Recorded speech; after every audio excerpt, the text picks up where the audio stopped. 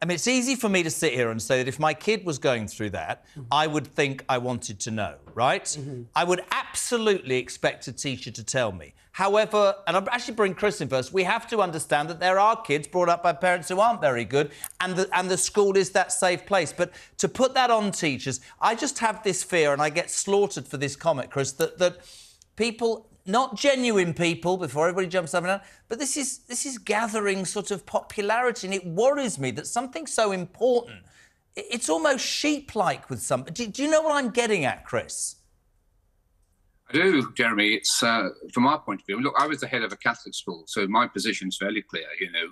We support the rights of parents, of course, and I think it's... The guidance coming out, and it's only guidance for consultation, is sort of Sex Pistols, Anarchy UK guidance, anything will go. That's going to be more worrying, I think, because schools will do their own thing. I would love to see a situation in the UK where we have school boards elected locally, so decisions can be made locally. But I strongly believe parents should be kept fully informed. And if you build, if you cut a chasm or you dig a hole between parents and the school by excluding parents, then that's the recipe for disaster. You're going to break down the families. Parents come first. The legislation in our country is that the first educators of children are parents. So parents have to be kept informed unless there's some very, very exceptional circumstance. And you have to respect people of different faiths. And I recognise that. Most of all, when I was a head teacher, Jeremy, what I said to my children and to the staff, you treat other people as you wish to be treated. Absolutely. That's what you need. And actually, that's all you need. That's all. If you get the lesson of it, that's all you need. Bobby? Yeah. So again, as educators, we are in the position of in loco parentis. So we're taking the situation of parents in that school period. So it would be problematic in some circumstances if a child says, are they considering changing the gender, not to tell parents. But I think it's even more problematic if there are circumstances where you think actually it might jeopardise that child's safety. Again, so there are safeguarding. Yeah, and I think that's the biggest thing this. about, again, Ofsted often, they'll fail schools, not for education, but for safeguarding. So safeguarding is the most important issue. And again, if a child's from a sort of problematic home, area where they think actually their parents might beat them up or attack them if they said this. I mean, I get that, but the other side of the coin, and both you and Chris, we haven't got much time, you know, this guidance is going to say if a teacher gets it wrong by he, she, well, I don't know what they're supposed to say anymore. I mean, teachers are being vilified, aren't they, for getting it wrong? That's ludicrous, Well, I think in the guidance now they're giving a bit more leeway. Yes, so teachers won't be punished if they misgender someone, greater protections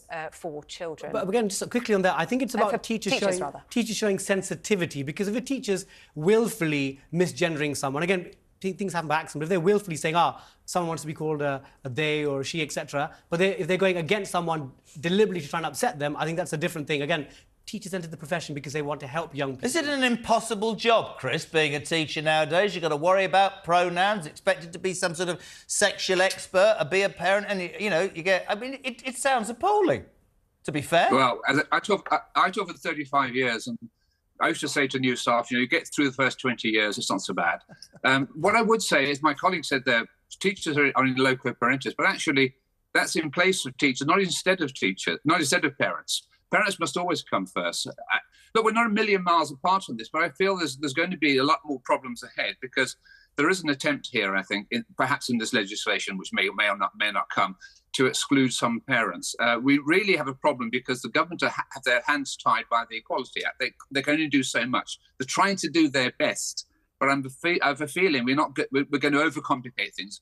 We've got to come back to the basic message of most religion: just treat other people as you wish to be treated. I agree with that. Some teachers, by the way, have their own agendas. Don't forget that. Sarah, what do you think about this as a parent? Do you think parents should get more advice and help on dealing with this? Yes. Do you know what I mean? Is I it being put on teachers? We're all sort of learning as we go along, aren't we? And we don't know what's coming round the corner with our children. I'd like to think that I would be able to work in tandem with a school, but that's not the case for everyone, is it? Now, the government had considered, Bobby, an outright ban on social transitioning, so you couldn't change your name if you wanted to in school, but they were advised that wasn't allowed. Do you think that would have been going too far? I think, again, in a sensitive situation like this, where we're trying to understand the moral hazards of the cases either way, to have a really firm line saying, no, that's definitely not allowed, would have put teachers in a more difficult position. Again, we know that society is changing. Society always changes. And it's about trying to move with the times. It's not about saying,